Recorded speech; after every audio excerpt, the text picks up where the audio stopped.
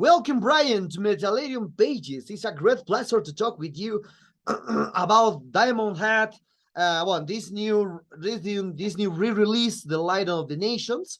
So, and more things relating to the metal world. Starting with a common question: how have you been during these crazy times? Because we started a pandemic 2 years ago. Now a war in Europe. So who knows what happened next couple of years? Alien invasion, zombie apocalypse, the machine takes the power. Who knows? Who knows? Yeah, it's been very difficult. I mean, with the COVID was massive, wasn't it? Having that, having the lockdown and people scared to do anything, scared to go out, gigs cancelled. So that was quite a tough time, like 2 years. And I don't think anybody expected it to last as long as it did. We used to keep talking about, oh, it'll be all right towards the end of the year, and then it'll be all right into the next year, and it just seemed to go on and on and on. So that was a really tough time. I hated that lockdown period. But yeah, with the war in Ukraine, it is a nightmare and it's affecting everything. So hopefully that will sort itself out, and we can get back to peacetime again. I don't know. It's strange to have a war in Europe. Okay, okay. So I've been seeing a lot of things into your new band. So you discography, you return from the band from this now. So why do you decide to return in 2000s with a new albums? Because you stopped the band in 1994. But then you have a long period to return, and now you return in 2000. So why do you decide to return with Diamond Head to this century? Because I like doing Diamond Head. It's my baby. You know, I formed the band and I came up with the name back in 1976. So the band went as long as it could up till 84, 85, split. Then we reformed in 1990. We split again in 1994. Then it reformed in 2000 and has been going ever since. And the reason I think I still do it and still put up with hardships, and it's not easy keeping a band together, is because I like playing the guitar. I like Diamond Head. I like the songs. I like the band. So that's it, really. It's good. It's good fun. Okay. Well, and with this question, so why do you decide to re-release The Light of the Nations? Okay, so it's been on, 10. You normally do a 10-year licensing deal, and that licensing deal ran out in 2021. So I offered the label we're with now, Silver Lining, the opportunity to re-release it on their label, and they said, yeah, great, we'll do that. And then the next question was, do you have any bonus material? So I looked around for bonus material and I realized I've got those tapes that no one's ever heard before, that, I'd kept them on 1/4 inch, but I'd never listened to them. I only got them about 8 years ago, but I've kept them in the house, and what I needed to do was get it transferred over to digital so that I could actually hear what was on the tapes. And when I did, I realized, okay, the mono mixes have run off at the time we were making the record. I don't know why, but somehow I've ended up with them. And I thought to myself, I bet the fans would really like to hear these, because it's a different vocal on one of them, it's a different guitar licks on one of them, and it just makes it a bit different for the fans. Okay. Okay, so I saw a lot. I saw that you are the last member of the band with the 1976. So it's a great accomplishment that you bring the bands now when the first split, the second split, and now you return with a new album. And when you are re-released the first one. So how have you been during these times? More than 40 years of existence with Diamond Head, and you are still doing this kind. So perhaps when Diamond Head release a new album in the near future, do you still have the same sensation that you got the first time when you released your first album? I still enjoy many aspects of Diamond Head. I still enjoy the writing process. I still enjoy you know, the gigging, and there's always new territories that we've never played. Like we just played Brazil, and I've never been to South America before. I still haven't been to Australia or New Zealand. There's lots of countries that Diamond still haven't managed to go to. So that's always nice. There's always another challenge over the horizon. I always think we haven't done everything. I mean, obviously. So yeah, it's just what I enjoy doing. I feel it's what I do best. And when you've spent thousands and thousands of hours practicing the guitar to get good, you don't want to just give it up. So I just want to keep playing as long as I physically can. I think only an illness would probably stop me playing. I can't imagine a day come when I give up because I don't want to play anymore, or I'm bored or something like that. I think only a physical illness or injury would stop me. Okay. Okay, so I saw that this Line of the Nation was re-recorded in 2020. Well, now you are re-released the first album with a new remasters of this. So what is your opinion about the fans, especially? The fans are delightful with the first album as they came when in 1980. So they love it, they buy it, they said. But now with a new version of the Light of the Nation, the 2020, the fans are not agree with this version. So what is your opinion about this? Well, it's up to them if they buy it, obviously. It's just great to have it out again. It hasn't been released for like 10 years. So, I mean, you could probably go and buy a copy of it right now on the internet, but you can't buy this copy, and you can't get hold of these tracks with these bonus tracks. So it's got all new artwork. It's got a piece inside that I wrote about the album and about each song. So it's just a nice package. It's very well presented. If you're a Diamond Head fan and you've already got the album, then yeah, you might not want to buy it again. I get that. But if you have never bought it, then hopefully you'll look at this and think, oh, that looks good. I'll have that, and maybe give it a go. If you're just coming to Diamond Head fresh, maybe you know some of the songs through Metallica, but you've never heard the original versions. That may be another reason to buy it. I really don't know, but all we can do is put our product out and try and keep the band going as long as we can. Okay. Okay, well, into this matter, I think you think like this because you are a fan of the music too. So the fans think that the first two albums from Diamond Head are the greatest stones in your career until now. And usually, for a counterproductive thing, according to the bands, like a common thing is that the last album, in this case, the Coffin Train, is the the best worst to the day for the band to date. So for you, what's your opinion about the fan thinks that the first two albums are the great stones in their career in the Diamond Head? And perhaps you think like this because you're a fan of music. Perhaps you think like this. The first two albums from Black Sabbath, from Iron Maiden are the best ones, or other bands that you like from the 60s or the 50s are the best works to date for you. So what's your opinion about, or perhaps do you have one that no one knows? Perhaps it's Death and Progress and will be revealed is perhaps your yells into your discography. That's a difficult question to answer. I don't know. It's up to the fan.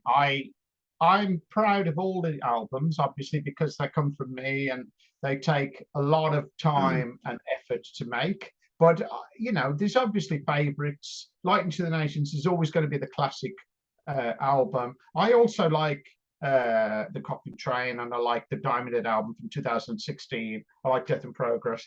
But I don't know if I was coming into it fresh now and maybe only just discovered the band, I think you probably would start with Light into the Nations because it's got the songs on it that Metallica covered, so that would be a good starting point.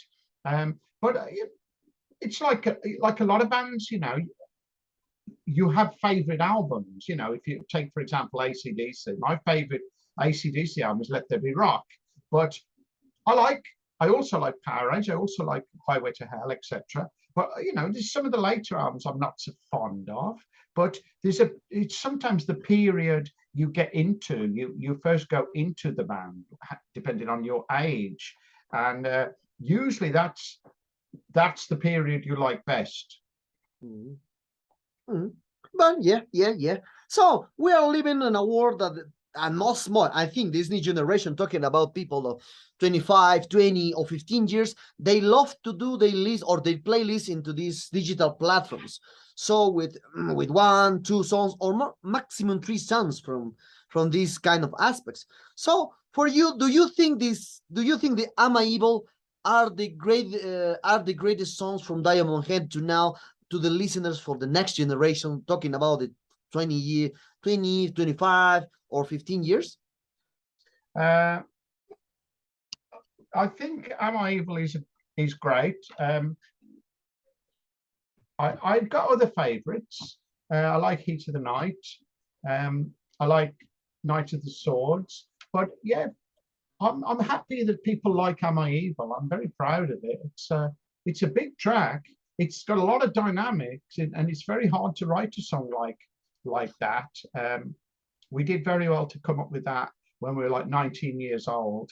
But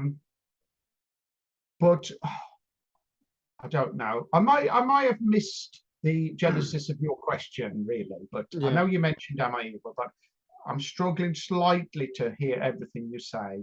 So apologies for that. Okay, don't worry. So returning to this aspect, so I'm reform the question. So for you, do you think in one song, talking about the digital platform, especially in one song, all career from Diamond Head will be possible to resume, or will capture the essence in one song or maximum 2 songs? Is the question? Do I think the whole of Diamond Head's career is captured in one song? Yes, it's possible to do this. No, it's the difference between a song like Helpless and Call Me or Run is massive. So I think Diamond Head started out as a pretty heavy band, but because of Sean Harris being the kind of singer he is, where he was a big fan of people like Paul Rodgers and Robert Plant, we were able to do a lot of different styles. So we could do acoustic-y type songs. We even had songs with piano in, and we could try more poppy type songs. We tried a lot of different styles, and in a way, I think we were constantly looking for a successful formula, because of course we couldn't even get a record deal with Lightning to the Nation. So that really rocked our confidence, that we thought we'd made a good album, but people weren't interested in signing the band. So that was a problem. So I think we constantly tried to evolve. I think at certain points in our careers, Sean and I were pulling in different directions, where he wanted to go poppier and I probably wanted to keep it rockier, because I can see the market, I can see the loyalty of rock fans and metal fans worldwide. So we probably butted heads a little bit over time. But there is no one song that sums up Diamond Head, I don't think. There's a Diamond Head style. There's probably half a dozen songs that sound, that's very Diamond Head. But I could pull out, from 8 albums, I could pull out songs that are massively varied, more than some bands. But we were influenced by bands like Zeppelin, who were very varied. Or if you take a band like Queen, very varied. And bands don't seem to do that now. They stick to a style. If you're AC/DC or Iron Maiden, you've got your style and you go for it, which is brilliant. But we didn't come up with that idea. We thought we could keep experimenting, and it can alienate the fans, especially if you haven't got a massive following. Yeah. Well, I ask you this question because the digital platforms are the new wave to hear music. So that's why the new generation, talking about 25, 20, or 15 years, they love to hear the band with just 1, 2 songs. And perhaps they don't know about you have more than more than 7 albums. So that's, they don't Yeah. know. So that's normal even. Fair enough. That's fair point. Okay, okay. So, and relating to this with the digital partners, how was your experience with the digital platforms? Because you came from the old generation, when you hear the album, the vinyl, as they come, and you expect delays to wait in the first press, to hear the vinyl, the CD, the tape, etc., etc. But now the technology bring us the new release, especially for the Coffin Train, the new release as soon as you can see, and you can hear the new album in the seconds, whole album. Yeah. So what is your opinion about the digital platforms? Is good or it's bad for the music? I don't know. That is a good question, and I don't know an answer really. I think it's good if you're just looking for new music, because you can just quickly skim through a dozen artists. Whereas when I was growing up, I'd have to go and actually buy the album, or I'd have to hear it on the radio. On the Friday rock show, they may play one song, and you might think, "Oh, that's good. I'll go and buy that." Or you might borrow a copy off a friend, and you might make a cassette copy for yourself. And they used to moan about home taping is killing music and things like that. And I used to think, well, surely you can survive, a few guys with a cassette recorder. If anything's killing music, it's probably streaming. But anyway, that's a whole other argument. So it's here to stay. I can't do anything about it. I think if you can survive as best you can from live work, from merchandise sales, you're not necessarily going to make much money from streaming platforms like Spotify, but hopefully you can make some money from the gig and from your merchandise, so which is what we do. So none of us rely on royalties from Spotify. Oh We'd yeah, be very hungry by now if we did. Okay, okay. Well, Diamond Head belongs to the great bands with the new wave of British heavy metal in the 70s with Angel Witch, Iron Maiden, Judas Priest, Saxon, and more and more and more and more. So Totally. you create a new way to do heavy metal at that time. But now, as you can see, a lot of bands are using the IE for the create music, for create art. So it's very difficult to know what's this. So because as I told you in the third or the second question, you told you that you are the last member, but you always try to find new members to the drums, to the guitar, to the vocals, etc., etc. So what is your opinion about the technology with the IE that replace a lot of musicians now? The technology replaces a lot of musicians. Yes, yes. It hasn't replaced any musicians in Diamond Head.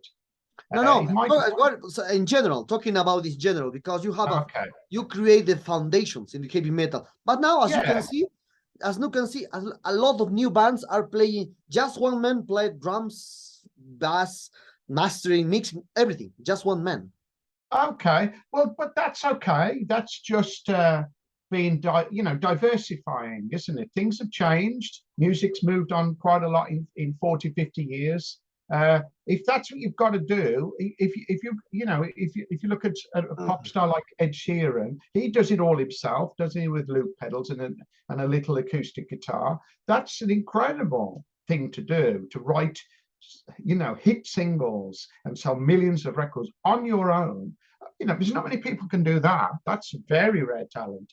But most people rely on bands because you need all the members. You need the drums, the bass guitar, vocals, etc. There's not that many people can do everything, like a Prince or I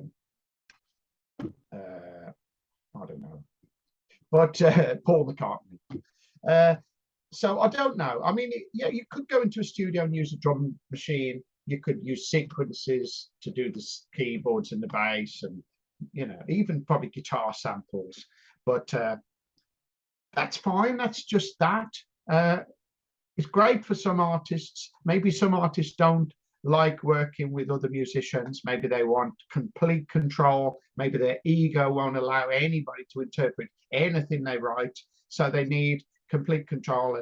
And if somebody else played this, and they'd probably say, no, you're playing it wrong. So they may as well do it themselves. But there's room for both styles, isn't there? You know, there always will be. Okay, into this matter, what is your opinion about the IA are trying to replace the musician? I don't know what that means. IE.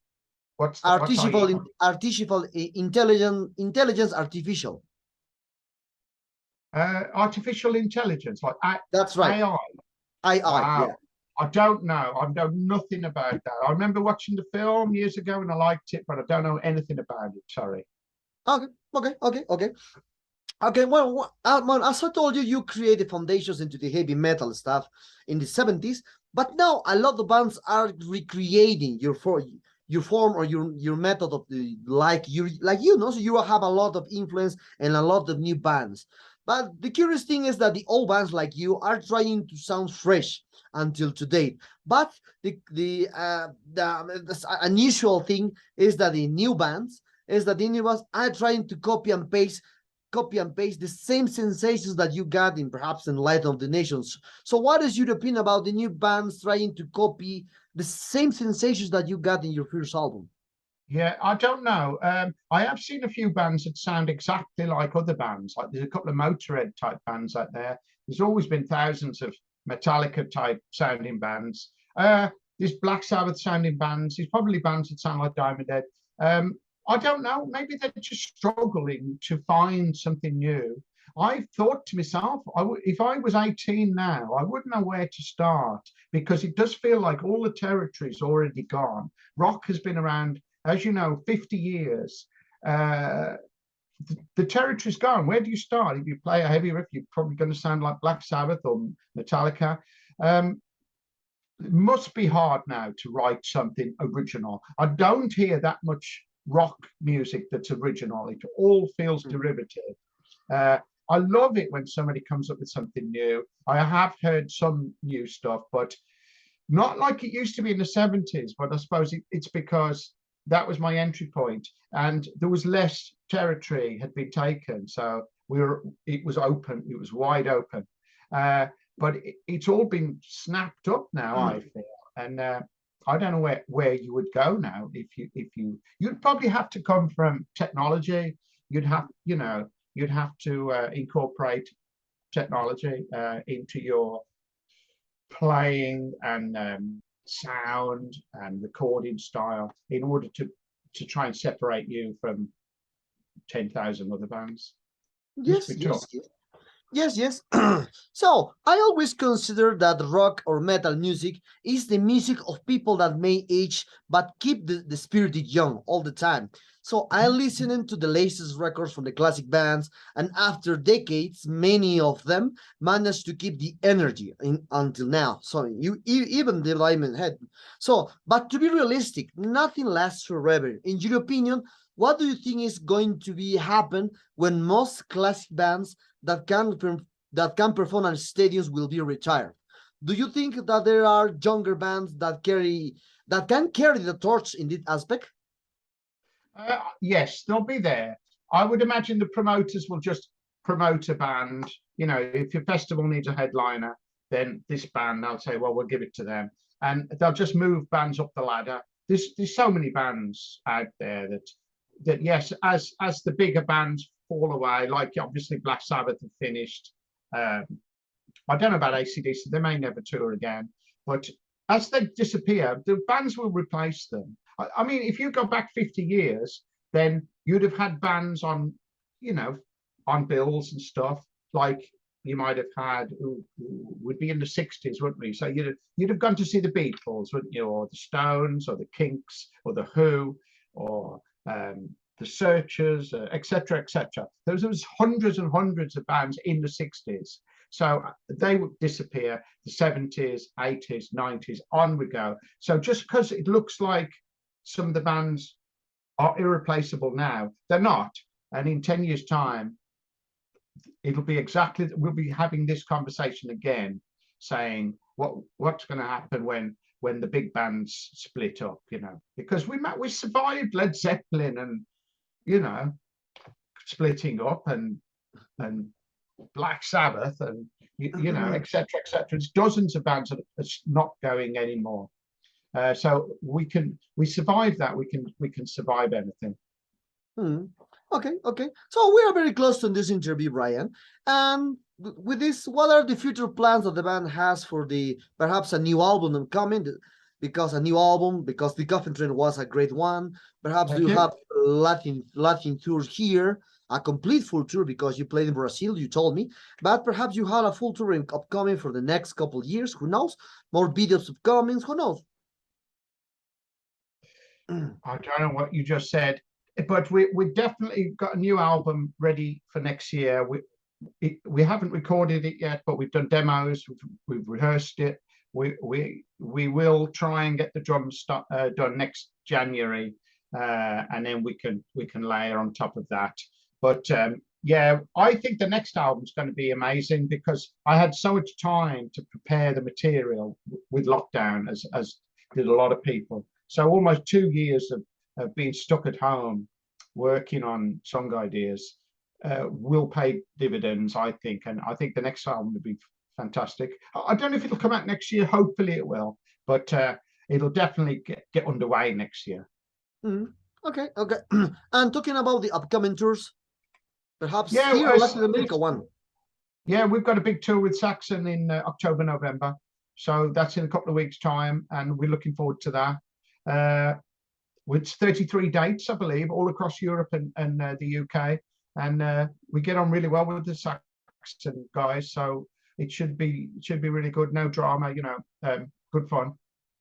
Okay. So, well, Brian, the sad times arrive at this interview. I hope you enjoyed this one like me. And it's really nice to talk with you. You are a great legend into the heavy metal stuff around the world. So perhaps do you want to add something to your Latin American fans and Metalerium followers? Yeah, I mean, hopefully we can get over to places like Peru and, you know, we've not played so many countries. Like, as we just went over to Brazil and we played in Sao Paulo, people were saying, oh, you should come and play, you know, Peru, Argentina, Uruguay, etc., etc. And so we thought, well, okay, now we've been here once, then hopefully we can come again and we can do more shows and we can get a bit further out. So, you know, who knows, next year, year after, we may get back out and play some concerts. Because I know there's fans out there. We get messages, come and play, you know, Argentina or whatever. But it's just, you got to find a promoter who's prepared to stick his neck on the block, you know, and fly the band out and put us on.